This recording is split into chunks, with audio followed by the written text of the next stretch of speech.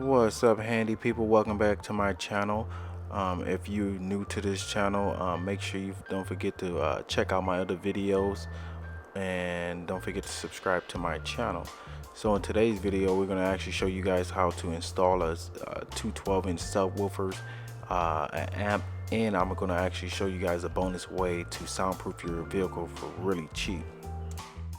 So before we get started here on this video, you will need a couple tools. You're going to need yourself a ratchet, you're going to need a screwdriver, maybe a small power drill of some sort, and you're also going to need an amp wiring kit to wire up the amp.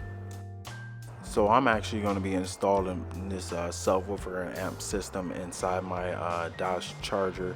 It's going to be almost the same setup. The best thing about having a Dodge Charger, your battery is in the back, so you don't have to do any extra wiring other than to the receiver, but it makes it easier.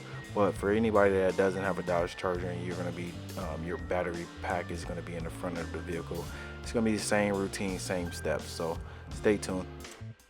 So before you even get started, the first thing you want to do is unhook the negative terminal cable from your battery, just so you won't cause a shortage.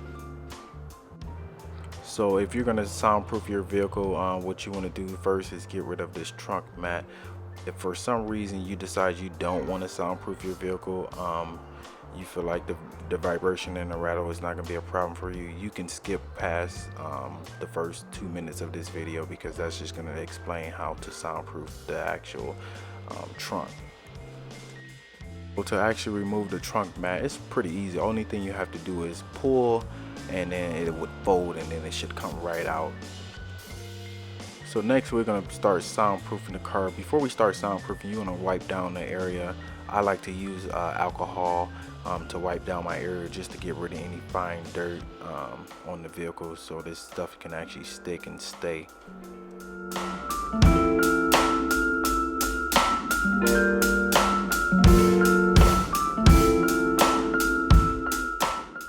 So instead of using actual soundproofing material, I had a friend tell me about the pipe wrap, using actual pipe wrap. He said it works just as well as soundproofing material without the actual cost.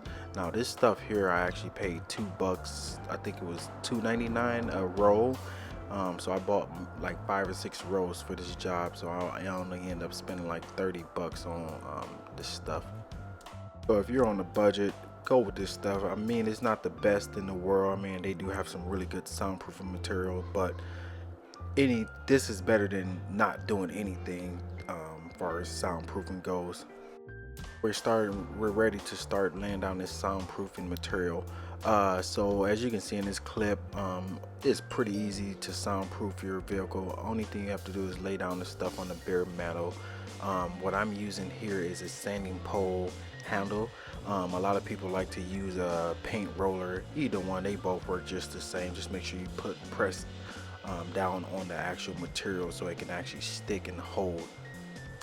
Actually came out pretty good from the looks of it from the front.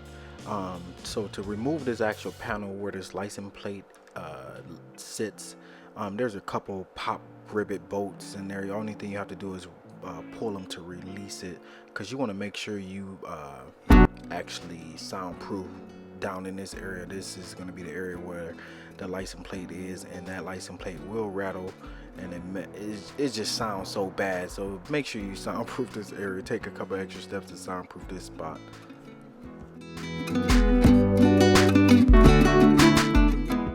So last, we're going to just start soundproofing the actual trunk.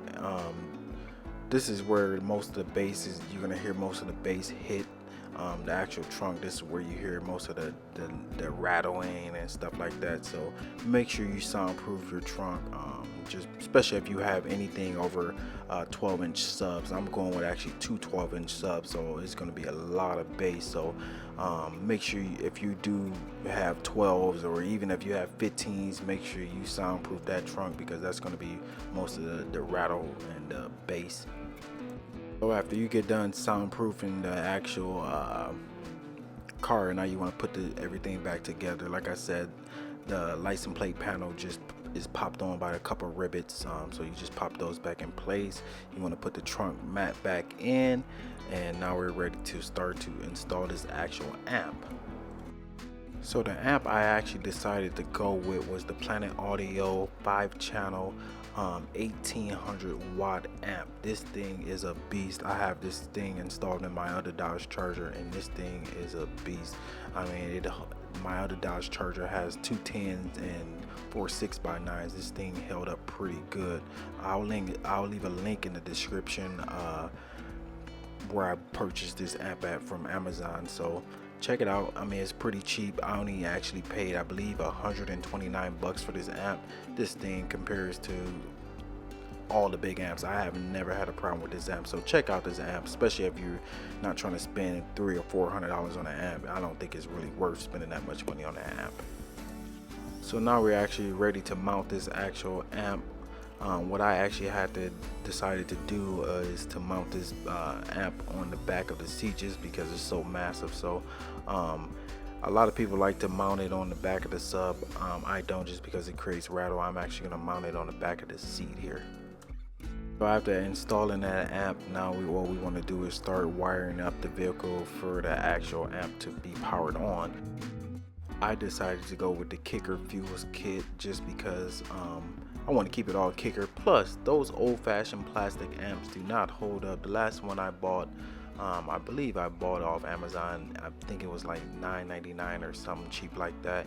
That thing didn't hold up. I mean, the amp went out the first time. Next, I rewired it, and then it started to melt. The wire must have got so hot it melted the actual plastic. So make sure you guys go with a heavy-duty fuse kit. Before installing this actual fuse kit, you want to actually remove the fuse so you won't cause a shortage or you won't cause yourself to get zapped. So next thing you want to do is you want to open up that amp kit, and you want to pull out the red terminal, the red wire. What you want to do is actually connect that red wire. It should have a terminal connector on it to your actual battery. This is actually going to power up the actual fuse. And this is going to give you power to your actual amp as well. So make sure you wire that up to your actual battery, and also make sure your negative cable is disconnected if you didn't disconnect already. This is how it should look after connecting that red wire to your actual battery.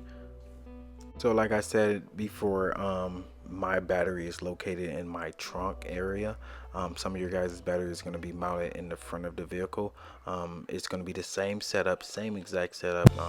Nothing much changes. You're going to have to actually run your positive cable all the way from the front of your car to the back of your car. So it's just going to need more wire at that point. So don't get discouraged or anything like that. It's the same exact setup, same exact wiring.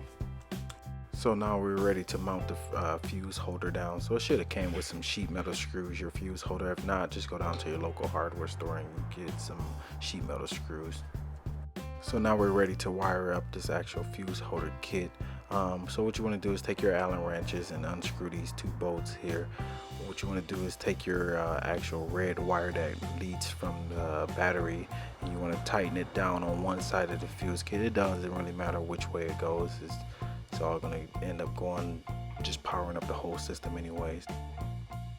So next, you're going to actually cut yourself some more red wire. This wire right here is going to actually go on the opposite side of the fuse kit. This is actually what's going to actually power on your actual amp. So just cut yourself some wire, you don't have to cut too much, but just enough to reach back there to the actual sub, or to the amp I should say. Lastly, you want to install that fuse back and tighten it down. Make sure you got it completely tightened down, and make sure you put the cover on correct, just so you won't get any moisture inside that fuse box. So now what you want to do is, now you want to take that red power cable, and you're going to actually attach it to where you see 12 volt, which is 12 V, for anybody that don't know what volt stands for. So you're just going to attach that to the 12 volt outlet and tighten that down really tight, just so you won't have any problems with power. So now we're going to actually ground down our actual amp. So you want to take your black 8 gauge wire, And then you just want to snip off maybe a 1/4 inch of the actual plastic just so you can expose some of the copper, so you can put this terminal on. So to actually get this terminal on, all you have to do is put the wire over it and then use some crimp tools and crimp it down, and it should hold. If you already have an amp wiring kit, you shouldn't have to put the terminal on. It should already be pre-installed for you. So first, what you want to do is find a good grounding spot in the car. I actually found a nice grounding spot. If you have a Dodge Charger, right by the left tail light, if you unloosen that bolt by the left tail light, take off that panel, you can actually use that bolt right there to actually ground off your amp. So before actually putting that terminal on, make sure you sand down the area really good and wipe it down with alcohol or whatever solvent you want to use, just because grounding is tricky. If you cut too much ground wire, you're gonna lose, your system won't work, and if it's not grounded out correct, your system won't work. So grounding it off is one of the most important parts of this project, just because I've seen people do everything right and their subsystem wouldn't work because they didn't ground it off correct. So make sure you guys properly ground your vehicle, just so you won't have any problems or blow any fuses. So if you're looking at this clip, you're probably wondering, what is that blue wire that's connected to the amp? That is the actual remote wire. I actually connected the remote wire and the RCA cables, just because when I installed the double DIN, I wanted those already out the way, so I wouldn't have to tear the car back down to install those 2 wires. So it's super simple to connect the remote wire to your actual amp. Your amp kit should have came with some remote wire.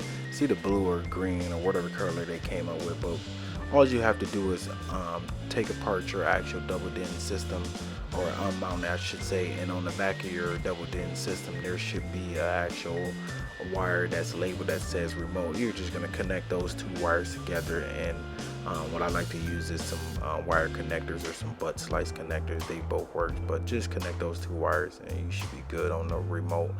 Now, as far as the RCA cable goes, if you don't know what RCA means, it's the white and red outputs on the other side of your amp.